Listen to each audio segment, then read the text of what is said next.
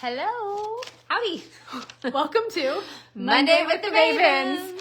You guys, it is Monday before Christmas, and it's been an interesting Monday.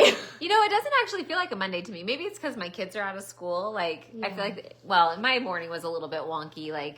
Didn't go to the gym. Anyway, today doesn't feel like a Monday to me. So I actually almost didn't even say Monday with the Mavens because it felt like it was wrong. But here we are, it's Monday. And we're really late today. We had really important things to do. Let's just take a minute and talk about, let's just talk about taking care of yourself for a minute. Because honestly, it's really important to take care of yourself and to take care of your mental health. I feel like maybe I need to move this a little bit. Yeah, that's not going anywhere. Okay. Anyway, to just take care of yourself. Sometimes I think especially as coaches, we can get caught up in the weeds of taking care of everybody else and neglecting our own needs. And sometimes you just need to sit and talk to your BFF and that feels good. So sorry we're getting on here a little bit late, but Emmy and I had a little chat session earlier and it was really, really wonderful. Yeah. And guys, we'll say it, we're coaches, we're moms, we're wives, we're, professionals, we're business owners, we're all the things. We're a mess. Yeah.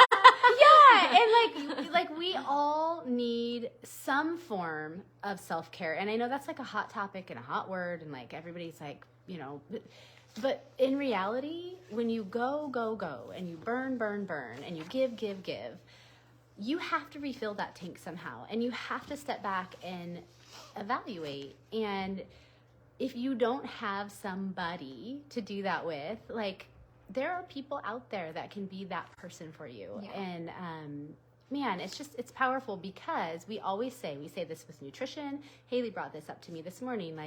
We say it with exercise. We say it with all of the things. If you plan, if you plan to fail?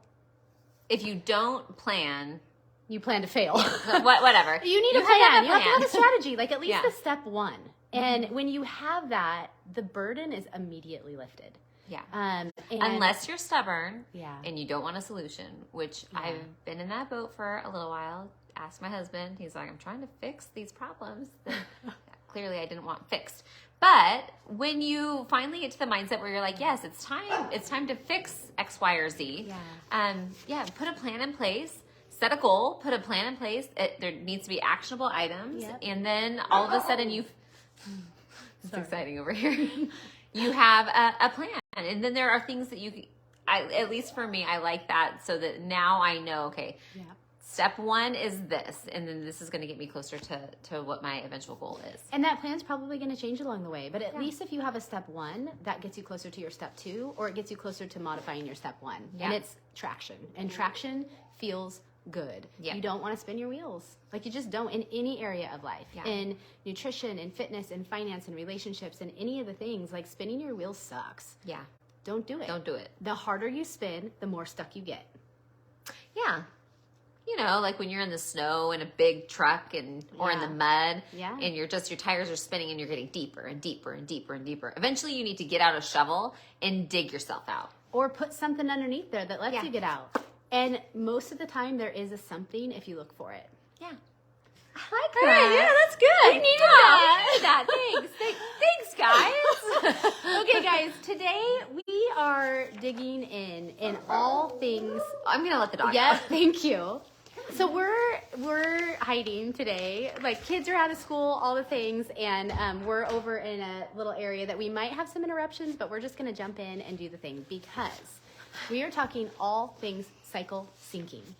And this is a big topic. It might end up being two-parter, but we could probably make it a 4-parter. We probably could. In fact, we probably should, because I'd love to do one just on moving specific to your cycle, eating specific to your cycle, all of the things. But we're going to kind of tackle it from a broader perspective today.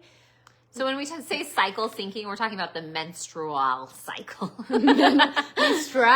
The menstrual cycle. I think that is the weirdest word. It is spelled so weird. Menstrual. I can't spell it correctly. Yeah. And I think it's because I say it menstrual. I say menstrual, and that's how I want to spell it. So then when I actually see it, it's menstrual. It's the U that gets you. Yeah. So anyway, we're talking about the female reproductive menstrual cycle today. We are, and we're going to break it down between the four different primary phases, what's happening in those phases, what's happening in your body, what's happening to your hormones, and what we can do about it. Because, you know, I had multiple conversations just this weekend with clients, because one of the things that we see oftentimes is a natural hormone harmony that starts kind of falling into place when people start really fueling their bodies and their brains in a strategic way. But around cycles, like, it can be really difficult. Like, hormone fluctuations are no joke. And if we can have some small tools that help us to be more hormonally regulated all throughout our cycles, you can minimize PMS and mood swings and breast tenderness and cramping and bloating and all the things. I think so many women just think like, oh, well, that's just, you know, my cross to bear. Well, it doesn't fully have to be. Yeah. And I think a lot of women don't, and men for that matter, like, if you are a man on here, I think that this is great information for you to know, so that you can better understand the females in your life, and just to understand like what is happening in their bodies. Because I think that a lot of women don't understand like the hormone changes that are happening throughout your cycle at different points of the month. And if you understand that, like, knowledge is power, you can take that information and apply it and maybe feel like you have a little bit more control. So that's what we're going to try to do here. And honestly, like, this, I feel like was birthed from, I'm 43, and I feel like I am like on the very beginning edges of like premenopause. And that happens at a different stage for everybody. Both my mom and my sister had hysterectomies in their 30s before they turned 40. And so this is like new ground for me as far as my family history goes. You tend to follow in the tracks of your mom and your aunts, but we don't have that information for my family. And so I feel like I'm kind of like the guinea pig in a way. I'm like the trailblazer. I'm the one, I've made it the farthest with my monthly cycle, and I'm noticing some shifts and some changes, and I want to be empowered. I want to know like what are the tools that I can implement in order to make my cycle more manageable.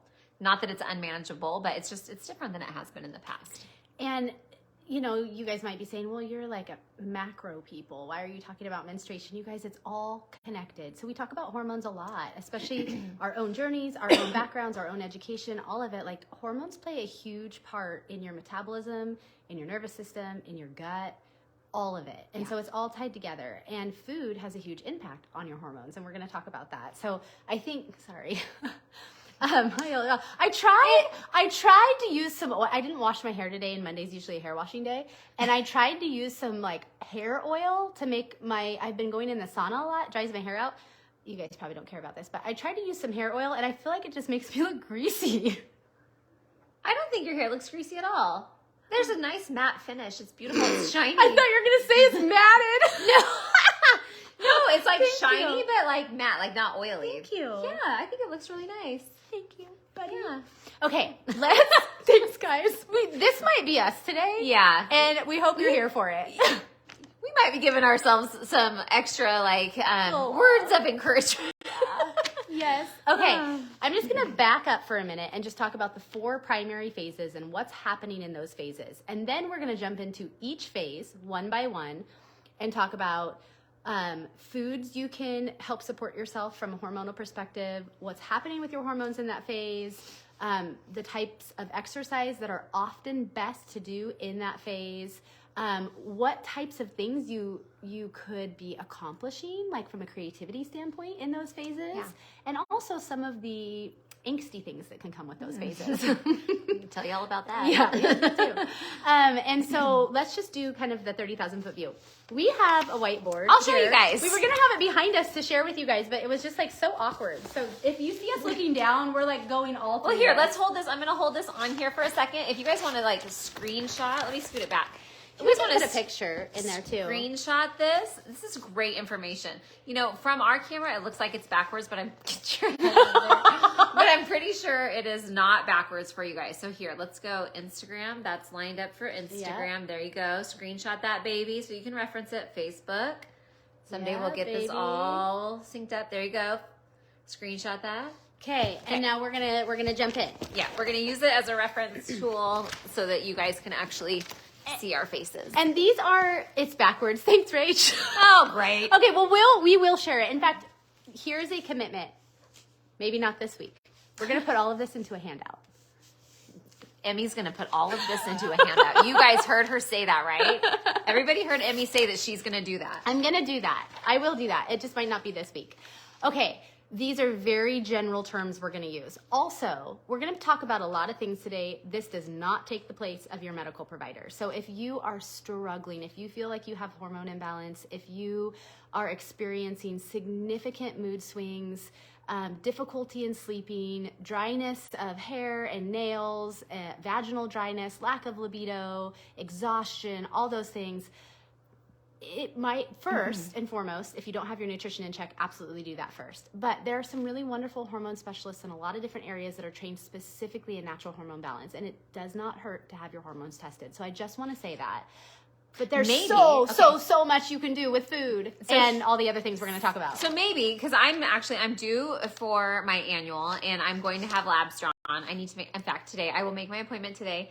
Yeah. And I will take a look at things, and maybe I will share that with you, and then I'll share some of the things that I'm going to do. I don't know what my labs are going to look like. I'm really hopeful that they are going to look fantastic. But maybe what I'll do, depending on what they look like, if they're super boring and not exciting, then whatever, I'll tell you guys that. But if there are things that I'm going to adjust or shift based on the numbers that come back, then I will share that with you guys, and you guys can kind of walk with me through it. And then, a handful of months down the road, I'll have them drawn again and take a look, and you guys can kind of see like what the tools or things that I'm going to implement, how those will affect my numbers. Hopefully I won't have to. Hopefully it'll all look great and I won't need to do that, but I think that could be fun regardless. We're doing a couple pre and post labs with some clients that is super exciting, with primarily only changing food and supplementation. Yeah. So we're really excited about that. Okay, so let's jump in. Let's do it. So when I say days, this differs for everybody. Everybody's cycle looks a little bit different. And cycle regularity is a really, really wonderful thing. If you start having cycle irregularity, there's some things to look for. But in general terms, go ahead. Well, I was just going to say, so one way to figure out, like if you're not tracking your period as a woman, you should be tracking it. And it's as super simple, easy to do. It's as simple as if you have an iPhone, it's a little heart app on your iPhone. There's a spot in there you touch one day, like period. And then it'll start your cycle, and then you can just keep track of it that way. It's super simple. There's lots of apps for cycle tracking, but the older you get, oftentimes the shorter your cycle gets. So let's say you're in your mid-20s, your cycle may be 29 days, maybe it's 30 days. I'm in my early 40s, and my cycle is more like 25, 26 days now. I've lost a few days. But one thing, so in order for you to know, like, your cycle starts on the first day of your bleed week. So the first day you start bleeding, that's day one of your cycle. Yep. So if you're on a 26-day cycle, then you will divide 26 by 7, and that will tell you the length of each of the phases of your cycle. Generally speaking, your cycle can vary from month to month, but that'll give you an idea. So figure that out for yourself. Track your cycle at least for 1 month. Maybe it's a 28-day cycle. Divide that by 7. That gives you a 7-day phase for each one. Do you see how fast I did that math? Just public like math. boom. I just did that. Multiples of 7s are pretty easy. Look out. Anyway, so then you can just divide that by 7. You'll have a 7-day cycle for each of the phases, and adjust your number according to the number of days of your cycle. My cycle's a little bit shorter than it used to be. And we're going to go, just for sake of using an example, because a standard cycle, whatever standard means, is 28 days. So we're going to just use that today for illustration purposes. So the first, or it depends on how you consider first, second, third, fourth phase, but if we're talking about your actual bleed week, your menstruation phase, we're going to call that day 1 through 7 on a 28-day cycle. And that's even if you stop bleeding before day 7. Yeah, yep, absolutely. And most people don't bleed for a full 7 days. And as you age, oftentimes that bleed week gets shorter. As you're in more hormone balance, oftentimes that bleed week gets shorter. There's a lot of contributing factors, many of which we're going to talk about today. But just to give the 30,000 foot view, your menstrual phase is day 1 through 7, and that is when the endometrial lining is shedding. That is why you are bleeding. And we're gonna go back to that and talk about things you can do in that phase. Phase 2 that we're gonna talk about is your follicular phase. That's days 8 through 13, and that's when the egg is maturing inside the follicle. Okay, and we're gonna go back to that and talk about what's actually happening, how we can support that.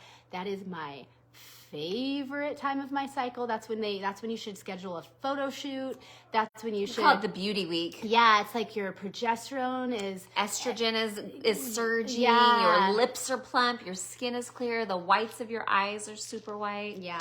We're both going into that phase, so I feel like it's taking a little longer to get there this one. I'm not there yet. I'm still in phase 1 if you were curious. And then we're gonna go into your ovulation phase. And that's days 14 through 21 when the actual egg is released. And then if it does not turn into a pregnancy, it's absorbed within usually, I think, 24 to 48 hours. And then you go into your luteal phase, which is the phase leading up to your menstruation phase, days 20 through 28. And that's when your endometrial lining is thickening. There's a lot happening in there. And so that's just the 30,000 foot view of what is actually happening inside your body, inside those phases, inside those days. Now, from a hormonal standpoint, there is a lot going on in each of those phases, and there's a lot that we can do to support ourselves in each of those phases. Yeah. So let's just start with our menstrual phase. Well, and let's also, to keep with the 30,000 foot view, a lot of people, especially women, we want to know like what's happening with our estrogen throughout the month. And so you have 2 estrogen surges throughout the month, and that's what kind of helps to keep us regular. So when you're in the mid-follicular phase, so like week 1 is menstruation, and then we go into week 2, which is the follicular stage. Mid-follicular stage, let's say days 9, 10, 11-ish is when estrogen really goes up. And that's also coupled with progesterone, right? So estrogen and progesterone levels go up. And then as we move down into the ovulation phase, that is when estrogen tends to drop off and progesterone. And it's because our bodies is preparing for a pregnancy. So in order for that to happen, we need to have the right levels of estrogen and progesterone, and actually more progesterone at that phase, because progesterone is what's going to cause your body to be the most harmonious for supporting a pregnancy and an egg. And so after ovulation, so after ovulation, then we head into the luteal phase of our cycle, and then estrogen goes down again. And that's what's going to allow our bodies, whether we have if we don't have a pregnancy, that's going to allow our bodies to shed the lining of the uterus and the fertilized egg. Thank you. Yeah. Fertilization. That was that word. Well, my brain was not wanting to go there. Fertilization? Yeah, fertilization. It sounded wrong. Anyway, so when that happens, then our bodies shed the uteral lining and the egg that was not fertilized. And that's just kind of the general gist of like typically what's happening with your hormones. Estrogen goes up, estrogen goes down, estrogen goes back up. It's like this beautiful little wavy cycle. In fact, I think that's what this is. Yeah. I do. You do. I do too. I do. And so, this is going over your estradiol, your progesterone, your luteinizing hormone, which is your LH when you have that tested, and then your FSH, which I think are somewhat important markers. There's other hormones. Obviously, when we're talking about estrogen and progesterone, I think those are going to be the most important when we're looking at how we're feeling throughout our cycle. And so the pink on here, this is probably backwards for you, is going to be your estrogen. And so like Haley said, it peaks during your ovulation, and then it goes down, and it peaks again a little bit into your luteal phase, and then it goes down. And so you can see the pink, and then not as big of a pink. And then I believe the blue, the blue is your progesterone, which stays pretty low, and then it's going to peak in your luteal phase, and it's going to go back down. We're going to talk about progesterone here in a little bit. We had quite a few questions. Well, actually we didn't. We had 2 questions specific to progesterone when we put the thing up earlier. We had quite a few questions. Just 2 were in regards to progesterone. And so we are going to get into that. But I do want to talk about a few other things. And once again, like, here, you need to get over here. Sorry. Once again, Haley, you're not on Facebook. There we go. There I am. We are Instagram and Facebook. So if we're not looking at you, we apologize. It's a New Year's resolution for us to stream these on one platform. Yeah. Okay. So let's talk a little bit more about the menstrual phase and what we can do before we move forward. So we already talked about it's day 1 through 7. The endometrial lining is shedding. That's why we are bleeding. And a couple of things. I like to focus on some of the positives first. And so just some things that we can do during that phase to help ourselves is try to avoid tight deadlines. Like those are never a good thing to have in your bleed week. Focus on 1 to 3 important but quick tasks so you feel accomplished. It is real important to feel accomplished in that bleed week. You guys, I'm just like, as she's saying these things, I'm thinking about, because like I'm just coming out of my menstrual phase. And so I'm thinking about like, what could I have done differently this month to have made that week a little bit better? Yeah. And like both of those things like could have been, I could have improved upon that. So just so you know, we are learning too. Like this is not, we are not like perfect practitioners of this. Like we are learning. Reminded often. Yeah. And so I'm thinking back on my week, and maybe you should do the same and be like, okay, what are some things that I could improve on? Like, did I have big tasks? And coming into like a Christmas week, like I've felt a little bit overwhelmed with the number of things that I need to take care of this week. And so it's unfortunate that I was menstruating this week. Menstruating. This week. My 10-year-old son is sitting over here listening to us talk about periods. And but that's great. That's not weird to me. Like, it's not weird to me either. And you know what? My son, he's 17, and he's very knowledgeable about like... We just talk about it like, I mean, it is what it is. It is right? what it is. I mean... There is something we're going to talk about here in a little bit that I'll have to have him leave half the population deals with this, and the other half of the population should understand what's happening with the first half of the population, I think. Totally. Okay, another thing is really important in your menstruation week is to prioritize rest and sleep. It's always important to prioritize sleep, but you need to allow your body to rest. You just do. And oftentimes during that bleed week, your body will naturally want to sleep more. Yeah, and you have a tendency, no shocker here for the first one, in your menstruation week to be more emotional, and we're going to talk about ways you can support that, lower energy, and to have more pain. All of those things are oftentimes associated with your bleed week. Now, the types of exercises that are often, and I do resistance training all throughout the month, all throughout my phases, but I might shift on the intensity that I bring depending on the phase that I'm in and what I add in. And so the best types of movement oftentimes during your bleed week, during your menstruation week, are going to be a little bit more gentle, like walking, yoga, deep breathing.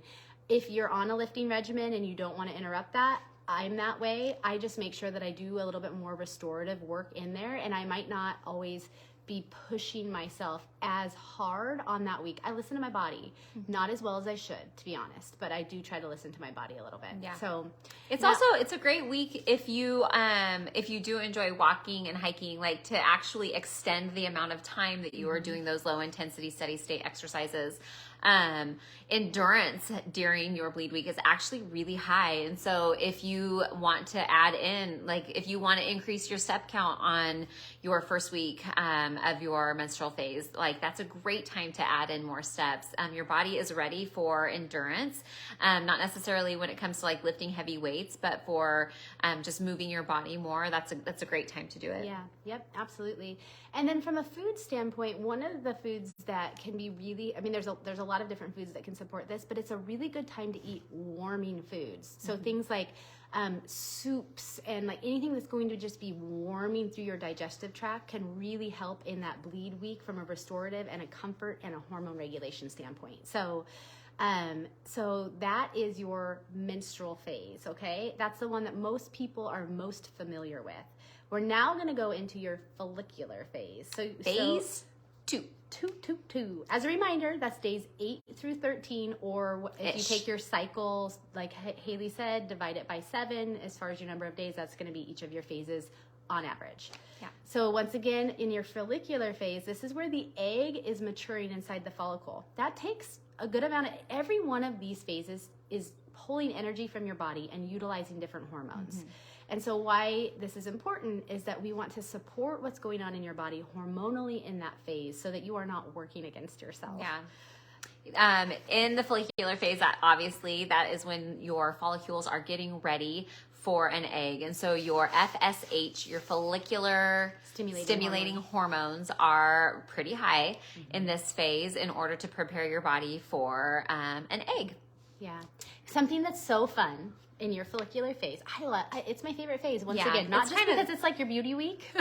Well, you feel pretty like that's like the happy time also is what they say. Like, I don't know how they measure that, but I guess they probably take a lot of women and they judge that. But it is the best time, supposedly, from like a hormone harmony standpoint and from what's going on, even from a brain chemical and a gut standpoint, to start new projects, to get creative, to learn something new. So this would be a really good season if you can plan that. Like if you need to go have some white space and like dream and create, and try to do it during your follicular phase. Like that's coming up for us. I know. We're on the same cycle. We spend a lot of time together, so we're on the same cycle. Exact same cycle. Like literal to the day. Yeah.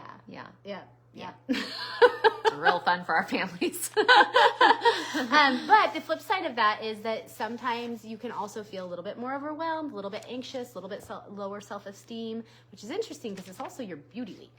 Yeah. So it's just, you can just be a little bit like, a little bit down on yourself. Don't do it. No, ride the wave, girls, ladies, women, ride the wave. I like that. I'm going to start telling myself that every day. I'm going to wake up in the morning with my gratitude journal and I'm going to say, today I'm going to ride the wave. Ride the wave.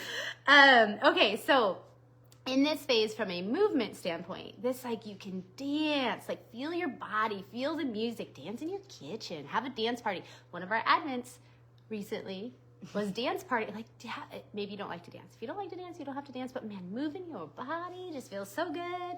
Hiking, heavy lifting. Heavy. I'm excited to lift some heavy crap this week. You are strong and powerful. This is a great week if you are resistance training to reach for a PR. Yeah.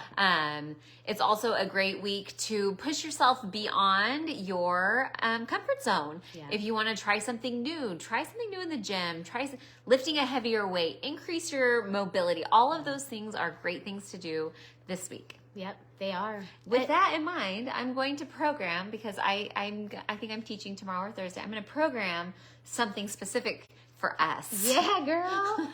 For those of you that work out with us in the mornings, did you hear that? Prepare you're yourself. Lifted heavy this week. I hope you're on the same cycle as we are. Okay, food.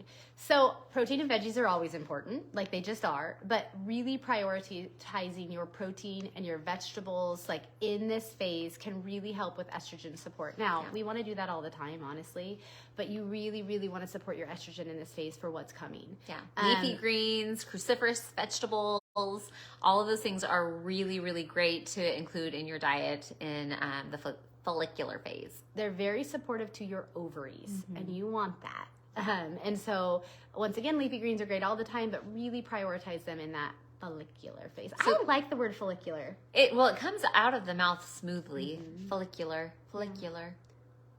Yeah. Follicular.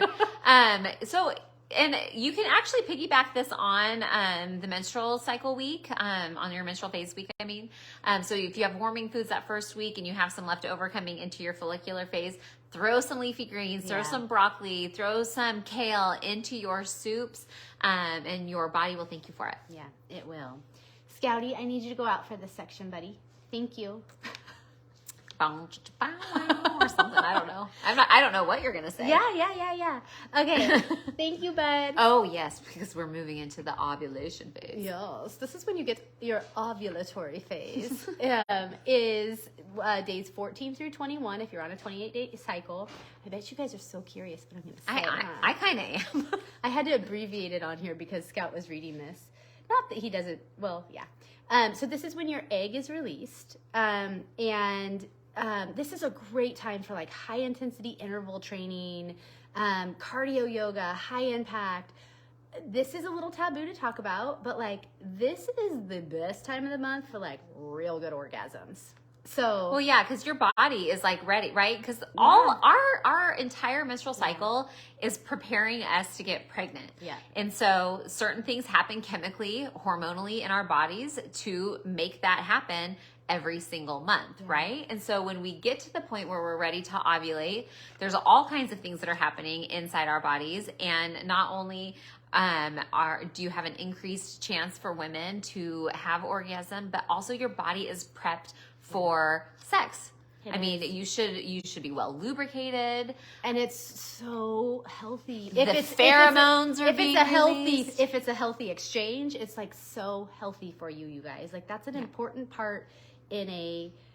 Well, I won't even go there. I was gonna say like committed relationship and all that. You do you, but like the like there's so many benefits to healthy orgasm. There just is, and so. Don't shy away from it if you have the opportunity in a healthy way. I have to be careful. Just don't shy away from it. My son, I abbreviated it with OR, and under ovulation, he's like, what does organ have to do with ovulation? Well, every woman in Oregon has ovulated probably at some point. So, oh man! But really, take advantage of this, especially if you're curious also about like your hormone balance. If you get to this point in the month and you are feeling like, I remember Emmy and Haley talking about this, and I'm not feeling it. Like then reevaluate like some of the decisions you're making, maybe nutritionally. You might want to have your labs drawn and see what your hormone levels look like. If you're not paying attention to your food, like even something as simple, this isn't simple, even something such as like vaginal dryness, that can be corrected when you are fueling your body with food that is going to support your hormones. Because if you can get your estrogen, your testosterone, and your progesterone in check, you will likely have more natural lubrication. Yeah. And if you tend to suffer from dryness, there are a bazillion different things that you can purchase over the counter. Yeah. I remember...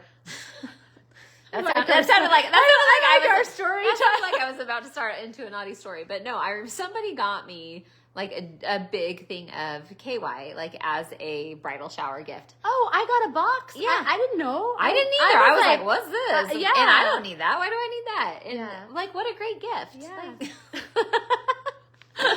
Okay, moving on. Oh, wait. Okay, so we need to talk about like food. Yeah. And we talked about workouts. We just got so excited about Oregon. Okay, so from now on, every time I see Oregon abbreviated, I'm going to think back to this moment, and I'm not going to be able to think of Oregon. I'm going to be like, remember that time we talked about orgasm on the internet? Yeah. And you abbreviated it? Yeah, Okay. we're just going to do that moving forward. Well, maybe you guys should too. Okay, we talked about vegetables in our last one, but cruciferous vegetables specifically. So that's going to be things like Brussels sprouts, cauliflower.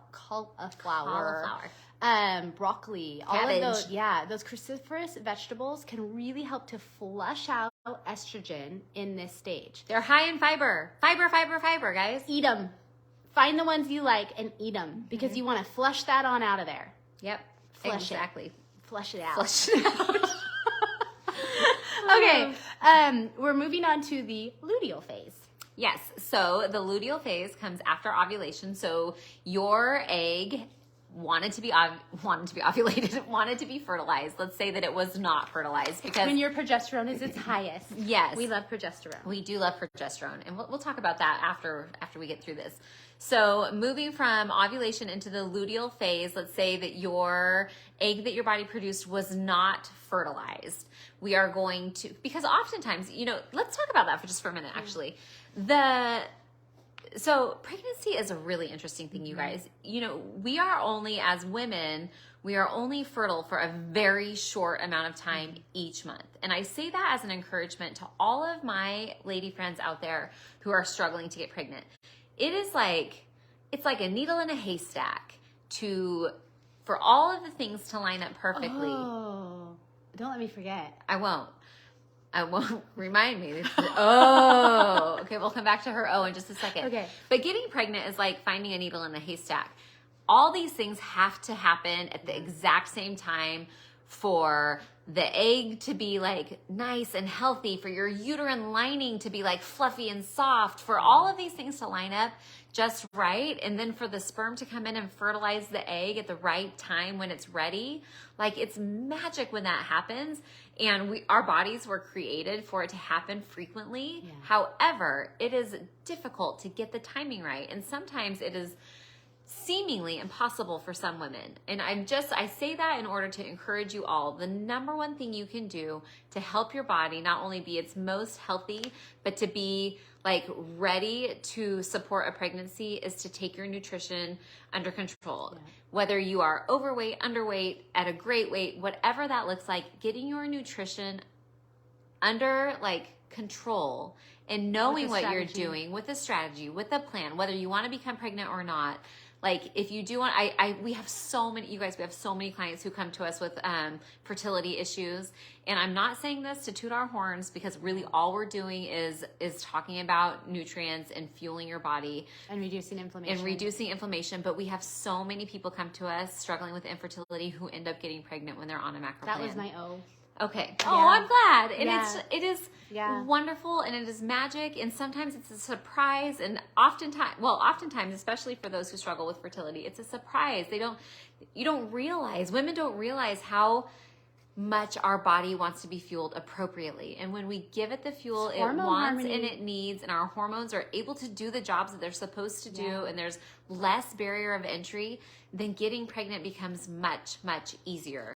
Our bodies are so sophisticated. If we are operating in a place of famine, it is not prepared to support a child, like a fetus. Like it just isn't. And so if we can create a hormone harmony and a more suitable environment, our bodies are smart and they are going to work for us. And we see it time and time again with our clients, many of which know they're struggling with fertility or infertility, I should say, and have been able to successfully get pregnant, which is one of our very favorite things ever. And some that weren't trying, and like you, that didn't realize that thought that they couldn't, they thought they could get pregnant. And so you do have to, like, that's the power of nutrition, you guys. Like it has a profound effect on your hormones. And we talk about hormones a lot for that very reason. Like we are meant to live in hormone harmony, not live in a hormone hurricane. And far too many people live in a hormone hurricane, and it doesn't have to be too complicated to start to shift that. Yeah. It just doesn't. It doesn't.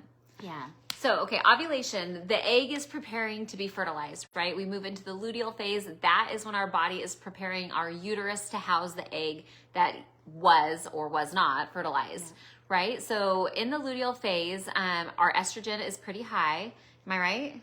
It's the second highest. It's highest in ovulation, and then second highest in luteal. Because the uterine lining is getting nice and fluffy and thick, and it is providing this amazingly perfect environment to house an egg that has been fertilized.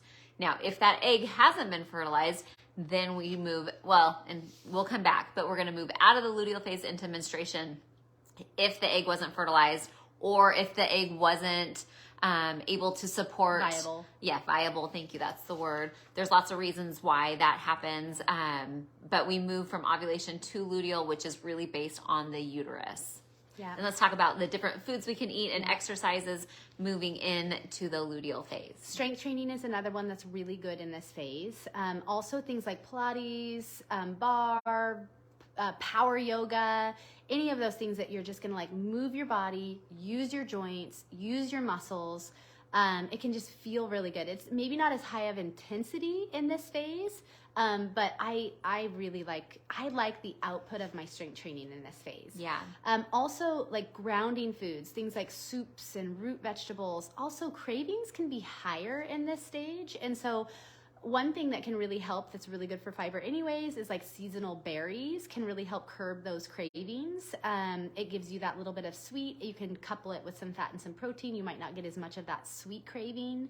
And so those are things that can help.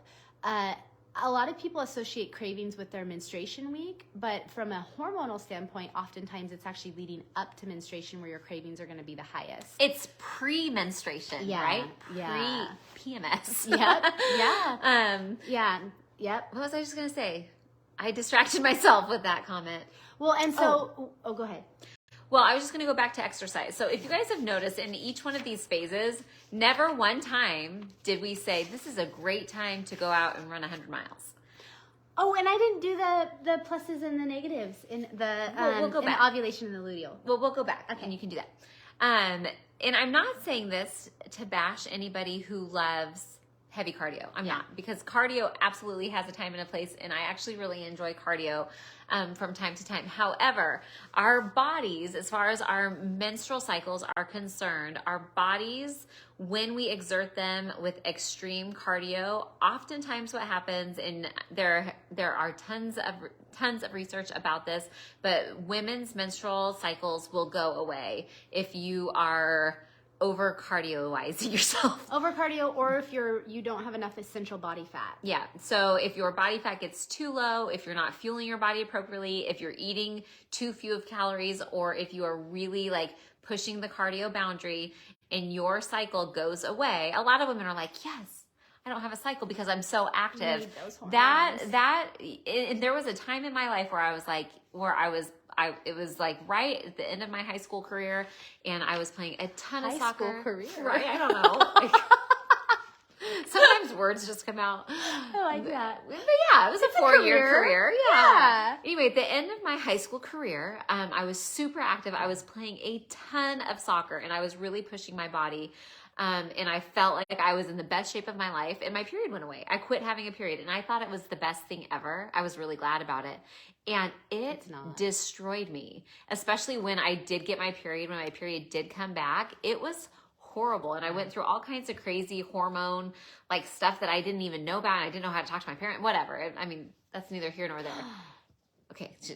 We'll come back to that in a second.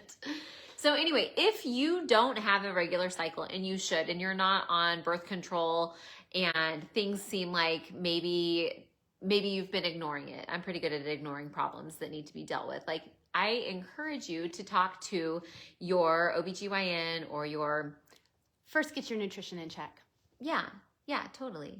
You can message us and we'll help you out with that. Yeah. But if it's been a prolonged problem for you, or maybe you have really painful periods and you bleed for a really long time, like those are all like not typical. If it's not typical, then like talk to somebody about it. Let's look at your nutrition. Let's look at your lifestyle, things like that, because there is a lot that you can do before like getting on a prescription or things like that. And I know Emmy is about to go because she's got something else to say in a second. Oh, I can feel it. You guys, can you feel the soapbox? I can feel it.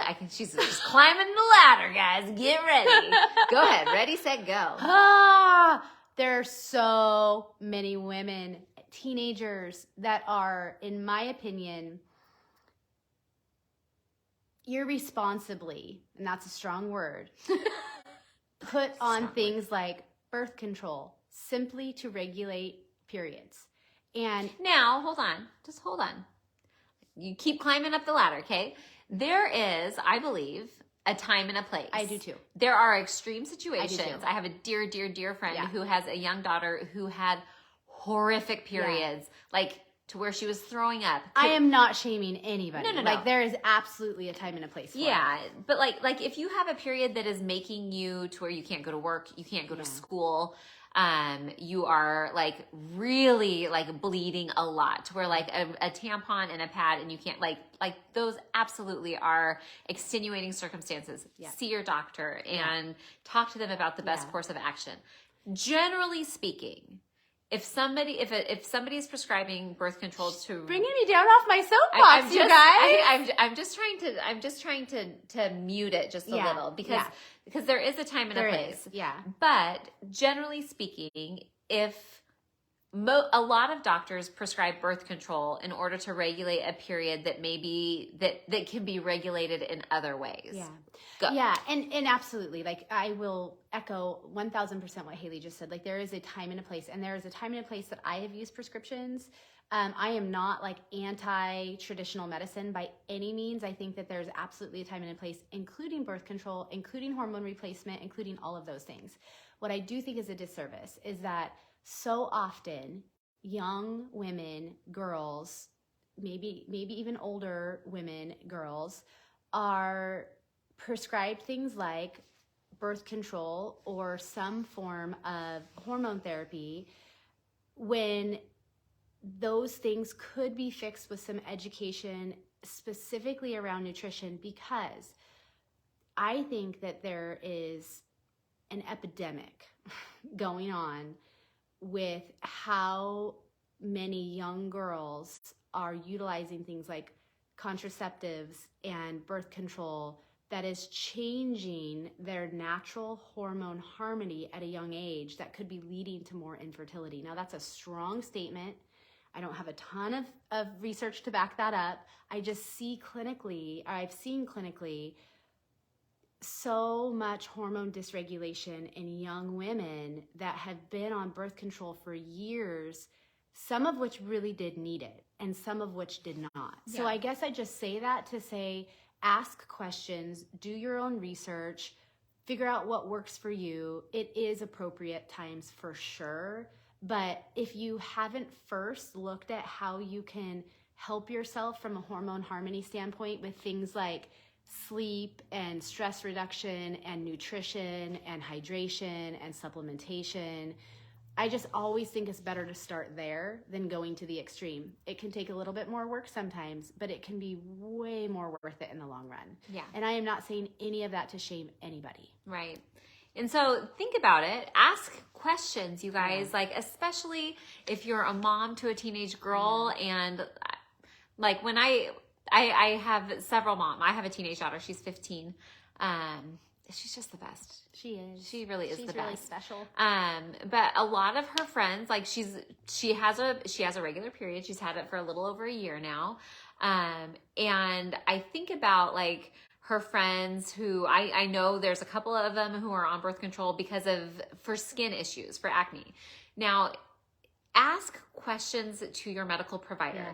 Ask what is happening to the hormone balance inside your daughter when they start taking birth control pills, especially if it's not if they're not taking it because of cycle problems. Like if they're taking it because of skin issues, like there are better ways. Yeah. I'll just say that. And I don't want to be disrespectful to the medical community because there are a bunch of really, really wonderful medical providers out there, many of which would absolutely be on board with what we're saying in terms of first line therapy being nutrition and stress resilience and all of that. But oftentimes standard medical care with the Greenum and Streetum 5-minute appointment, here's the symptoms, here's the script. It's not healthcare, it's sick care, and it's not a service to the community, and it's not what the training is of those medical providers. And so a lot of standard medical providers aren't super trained in natural hormone regulation. They just aren't. And so They aren't. So, find somebody to work with if that's an area of interest to you that actually has a depth of training in that area, because not all providers have the same training or interest or desires or drive for further education. Yeah, that's all. I'm not even sure where we were at in our... Let's back up a minute because you were going to say positives and... Yeah. Because we went through menstrual phase, all of the things, days, what's happening, exercise, food, what to focus on. We went through follicular phase, all the things. We went through ovulation phase, all the things, but we didn't touch on like things to focus on in that phase, which I really like. So we're going to rewind a couple of weeks back to ovulation, guys. Remember, that's about the egg. It's about when your body is creating a very healthy little egg that may or may not turn into a little embryo, a little fetus. Well, and so it is magic, you guys. It is. It's amazing. If you are a woman on here and you are listening, I want you to reach back, pat yourself on the back, because you are magic. The things that your body does every month without you like really knowing. I mean, it's doing all this inside. You're doing it. Congratulations, guys. Okay, in the ovulatory phase, you can have a tendency to feel a little bit more burnt out, a little ungrounded, a little drained. Just be aware of that, because you can help yourself to be more grounded, to set yourself up to not feel drained with some of the things that we've talked about. What's really cool is that in that phase, it also can be a time of like really high energy and focus. And so that's a really good phase to like collaborate with other people, like set up meetings and calls and outreach. And like, that's a very good time of connection. Now you think, we talked about in that phase is also a really great time for extra special intimacy. Like same thing, like it's just a time of connection. So use that to your advantage. I love that. Moving back on to luteal phase, which is where we ended, which is days 22 through 28. We talked about how the endometrial lining is thickening. We talked about what's happening from a hormonal standpoint. We talked about the type of exercise, the type of foods. So going back into these things, you can have a tendency to be a little bit more self-critical.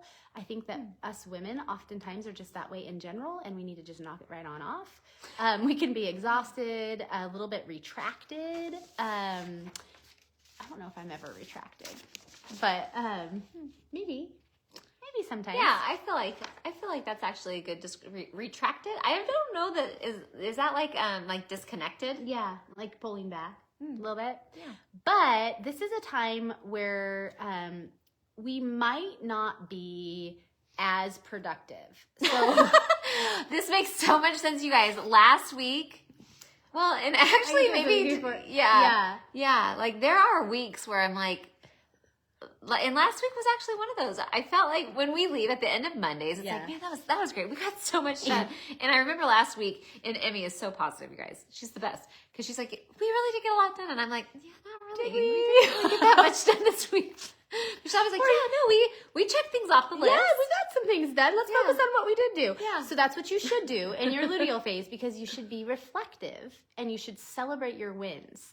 Because you might not be as productive, so celebrate what you do produce.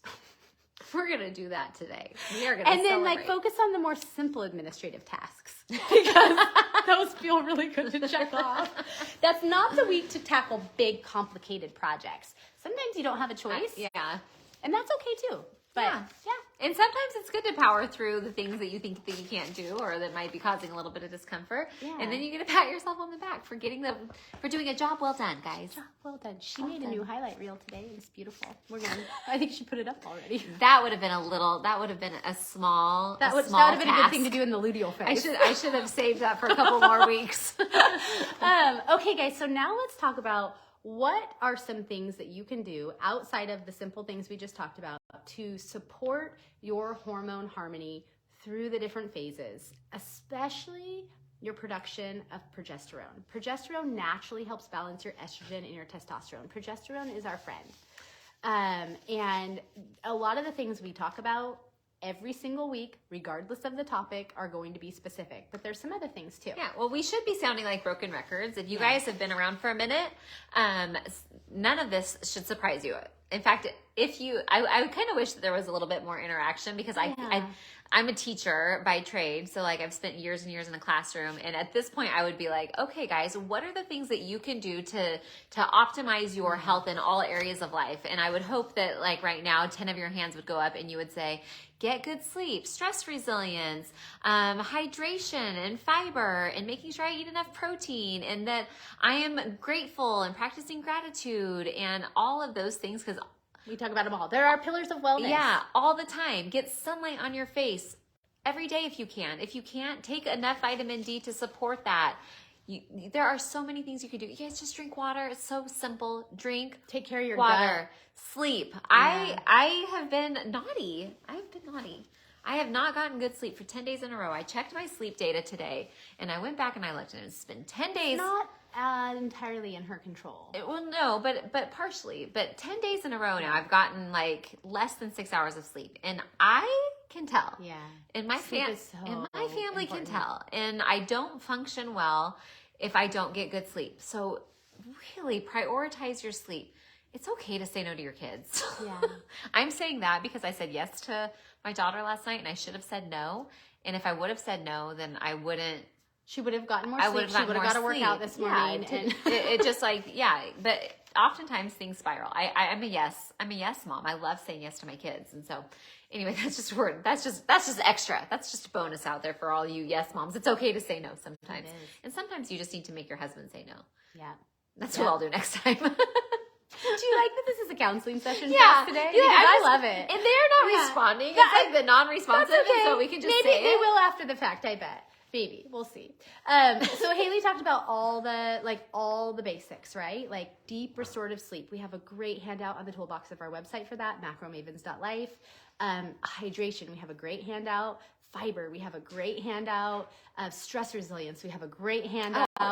Anti-inflammatory foods. That's one I didn't say. That's only for our clients, but sorry. we have a great overview for that. You click on macromavens.life and the hop on board button, and then you can become a client, and then you can have access to that tool, because that one, For hormone support, reducing the inflammation in your body is so important. Paramount. So minimizing and reducing inflammatory foods is huge. We've talked about it a ton on here. That's going to be your dairy, your grains, your sugar, your alcohol, your seed oils. Yep. You got to do it, guys. If you want to live long, healthy, prosperous, thriving life, you got to do it. Got to do it. So, and then we talked about prioritizing protein from a vitamin standpoint, specifically in supporting our progesterone. We really want to make sure we're getting adequate levels of vitamin B6, vitamin E, vitamin C, magnesium, zinc. Chasteberry is a really good one. Ooh, I just bought a new supplement. I'm not going to share it with you guys. Yet. Not yet. I'm gonna see how I like it. But it has chasteberry in it. Yeah. That was one that you were asking me about the other day. And the other one, I can't remember what it is, but and so those are really, really good for progesterone support. Now, we got 2 questions about supplementing with a progesterone oil or cream. And I do think that for the most part, that can be a really good thing for people to do just over the counter. I do think best case scenario is that you have your progesterone levels tested, and most people are going to have their hormones tested around day 20, like 18 to 22 of their cycle. It depends on how long your cycle is. But there are some really good over-the-counter progesterone creams that you typically only want to take like days roughly 14 through 28, once again, depending on your cycle. So don't take my word for that. Like, work with your healthcare provider on that specific part. But if you don't have a healthcare provider and you're feeling like you have hormone dysregulation and you're experiencing things like PMS and cramping and breast tenderness and all of those things, progesterone, over-the-counter progesterone might be a really good thing to consider. But you have to make that decision for yourself. Progesterone is just that like happy hormone, you guys. It is like the balancing act between a lot of our other hormones, and it's critical for all of these phases that we've talked about. It obviously decreases, increases within different phases, as we discussed, but it's huge. And a lot of providers will prescribe a compounded progesterone if you need that, or like a bias, which is an estrogen progesterone combo. It really depends on what you need, but you can get it over the counter, or there are several different supplements out there that can naturally help support that, like chasteberry. Yeah. Progesterone also, one of the reasons why you would cycle it towards the end of your that you would use it towards the end of your cycle is because it really is supportive of your uterus and your uterine lining. So using it in the luteal phase is typically when you would want to use that, maybe coming out of ovulation into the luteal phase up until like day 28 or right before your day 1, whatever that is for you. Stop it when your period starts. Yeah. And so like on day 1 of your period, you would stop using it. That way it would help to, because what you don't want to do is you don't want your progesterone levels to be high when they're not supposed to be and low when they're not supposed to be. So if you do go the route to where you're going to manage it yourself, just make sure you're using it at the right times to support your body's natural production of progesterone so that you're not like, using it at the wrong time. Yeah, absolutely. Okay, guys, so we have talked about a lot today. We've been on here a long time. I love this subject. I think we're going to dive into it a whole lot more in the future. We hope this was helpful. We'd love your questions. We'd love your engagement. You can message us. You can comment on this after the fact. We are here to help, but I just want to go back to the number one thing you can do to support natural hormone harmony, both in relation to your cycle and outside of your cycle, your nervous system, your gut, your endocrine system, your metabolism, is to get your nutrition in check. And that's what we do day in and day out. Thank you for the hearts. She really loves it, you guys, you give us hearts. I love affirmation. It's one of my love languages I'm finding out. Yeah. And so which is funny because I don't think I need that until I get it. And then I'm like, oh, she's like, oh, that made me feel really warm and fuzzy inside. Yeah. And so it's so satisfying to get to work with people and see some of these things just naturally resolve themselves and have them fueled and shedding fat, which then also helps your hormones and helps your metabolism, like all the things. Like it's all works in harmony. No two people are the same. Everybody's different. Everybody's plan looks different. That's why you should have a skilled coach in your corner, whether it's us or somebody else. Have strategy for a season. Even coaches need coaches in areas. Like it's really important. It's important to understand what you need and then give it to yourself. Yep, absolutely. And so we have our special going on right now. Yay. We're super excited about it through the end of the year. With any of us coaches, it's 25% off your first month of any plan. If you sign up solo, 50% off your first month of any plan if you sign up with a buddy or a family member. It's a killer deal. We have a killer giveaway. Oh my gosh. So such a good giveaway, you guys. We're going to give away one of the big jugs. I can't reach it right now, but one of the big jugs, the water, what are they? The Stanley water bottles, a Lily Eats and Tells cookbook, a box of Built Bars, some Baker and olive vinegar, a bottle of Mighty Metabolism. You guys, it's so, so good. And it's super easy to get entered into that. All you need to do is share our post. We'll post it back on in our stories today. But just share our stories, tag a friend. For every person you tag, you get an entry and an extra entry if you share it. So and we just really appreciate your guys' willingness to spread the word. Like we love getting to work with you guys. It's just so satisfying. Sarah, thank you so much for sharing. Sarah over on IG said that she's been working with Macro Mavens since January, and her cycles reveal the benefits. I have endometriosis, and now my cycle is typically very manageable and predictable. I love that. And Sarah's had such a great transformation. I love that you've been willing to share along the way. It's just so cool. And that could be you guys. Yeah, totally. So if you have questions or you're curious or you want to take advantage of the special, now is the time. Don't wait till the first of the year. Do it now. Head to Macro Bacon. I need some bacon. Making bacon. Yeah. Macromavens.life and click the hop on board button. It doesn't commit you to anything, but a coach will reach out and see if we're a good fit. Because really, like, the time is now, you guys. We are put on this earth to enjoy life. If you are not enjoying life because you are uncomfortable in your own skin, it is time to do something about it because you are worth it. Today's the day. Let's do it. Yep. Yeah. Stop saying tomorrow. Yeah. Make it today. Make it today. Merry Christmas, you guys. Yeah, have a great holiday. Thank you for being here with us. We're so stoked, you guys. Merry Christmas. Ciao. Ciao, ciao. I can't reach the button.